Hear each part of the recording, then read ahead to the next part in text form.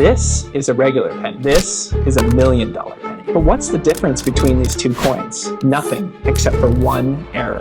The US Mint produces over 10 billion coins a year with almost no mistakes. But when they do mess up, these coins instantly become rare collectibles, with a few surpassing $1 million at auction. But what if you found one of these coins? How would you even know the value of what's in your hands? And what is the chance of this even happening? Today, we'll be consulting experts to learn more about these rare errors and how to spot them. Also, we can answer the question, is it still possible to find a valuable error coin in 2025?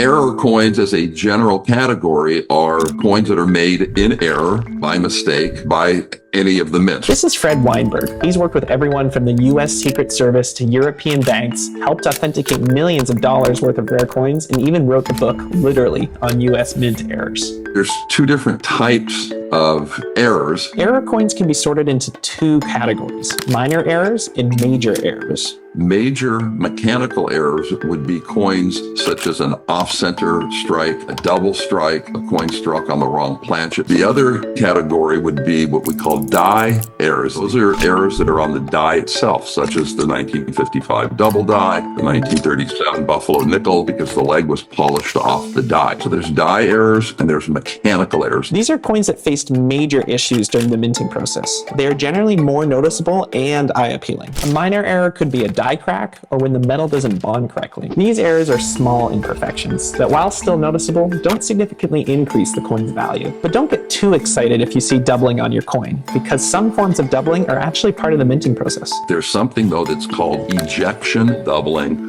that is part of the minting process. It's not considered an error, but if you don't know the difference, you can look at it with a glass and say, oh, this letter is doubled, so it must be a double die. Because double dies are relatively rare, the odds are it's not a double die. It's this ejection doubling, which happens in a split second when the coin is struck and ejected. It shifts a little bit. The most important thing to determine if you have a normal coin versus an error coin is to know the minting process.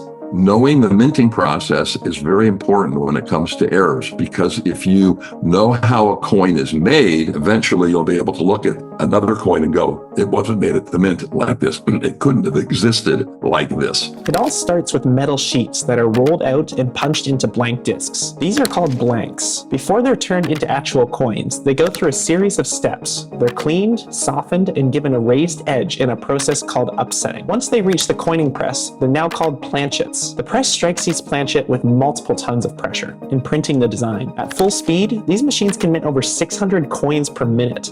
But at that speed, things can go wrong. Misaligned dies, defective blanks, or even debris in the press can create errors, some minor and some extremely valuable and rare. So how does this help you spot a real error? A lot of coins that look off are just damaged after leaving the mint. Scratches, discoloration, and dents might seem unusual, but are often just the result of years in circulation. For example, a coin with a missing design might look like a mint error, but if the surface is smooth and worn down evenly, it's likely just post-mint damage.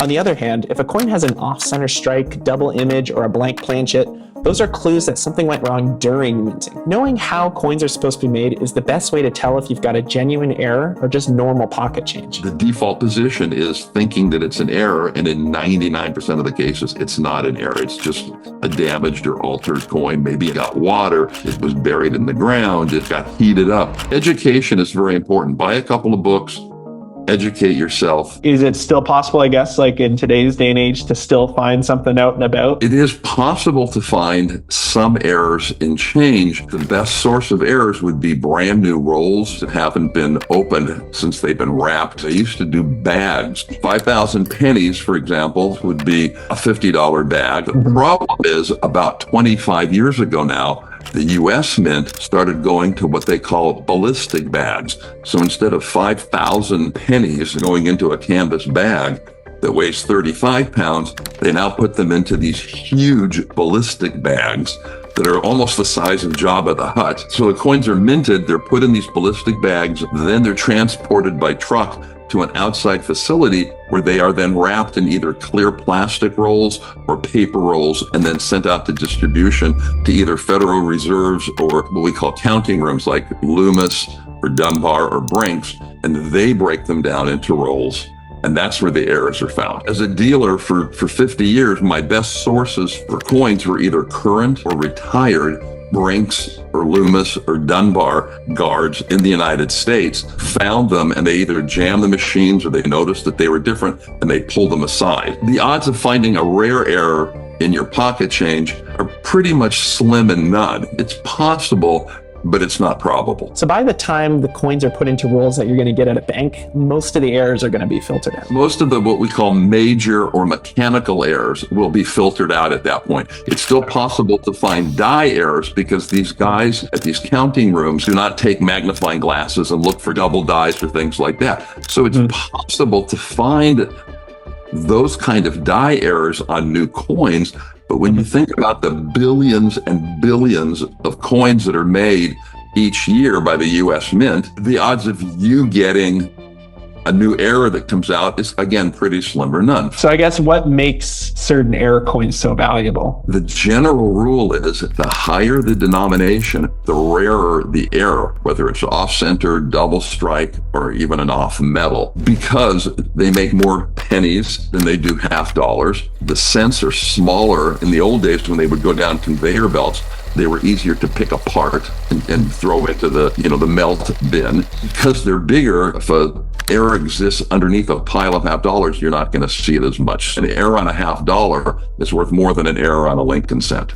Like that for nickels, dimes, and quarters. And that's a rule that's probably 99% of the time effective. It all comes down to a concept called the scarcity principle. The rarer something is, the more we value it, because our brains associate rarity with importance. Error coins, then, are much more than flawed money. They're physical proof of how deeply scarcity and exclusivity shape what we value. Now that we know what error currency is, let's dive into some of the most iconic examples. The 1943 copper Lincoln penny is one of the most legendary and sought-after coins in U.S. history. During World War II, the U.S. Mint shifted from copper to zinc-coated steel for pennies, reserving copper for military supplies. However, a small number of copper blanks, possibly fewer than 40, were mistakenly used to strike 1943 pennies, resulting in this extraordinary mint error. What makes these coins so fascinating is how ordinary they appear. Unlike most errors, these pennies just look like any other copper penny from before or after the war. The difference is in their date, 1943. That's a coin that every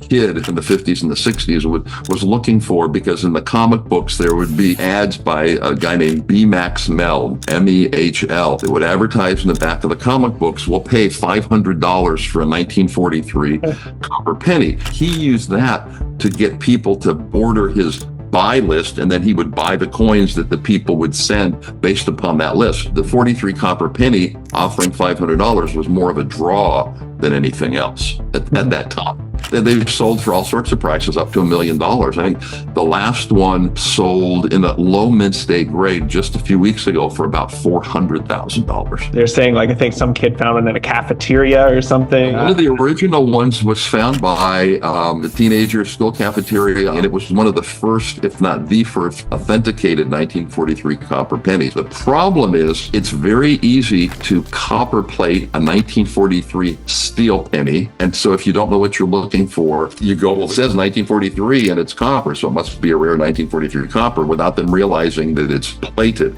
Steel pennies weigh less than copper cents. The best way to do it, if you're not looking at it with a magnifying glass, is to weigh it. A copper cent will weigh 48 grains. Steel cent weighs, I think, 42 and a half. Pretty substantial difference. Yeah, I was hearing, is like, is it magnetic, and then the weight? Magnetic is important because if it's copper plated, it's still going to be magnetic. You can buy a copper planchet, a genuine, legitimate copper planchet, and strike a counterfeit die on it. And so the weight is going to be the correct weight, but it's still a counterfeit. You know, you've got to know more than just the weight and more than just the appearance of the coin sometimes. So you can find error coins in 2025. As Fred said, it's all about knowing what to look for, the details, knowing how they're made, and the history they carry. A huge thank you to Fred for sharing his expertise, and let us know in the comments if you've ever come across an error coin or happen to in the future. Check out our latest video here to dive deeper into fascinating stories like this one.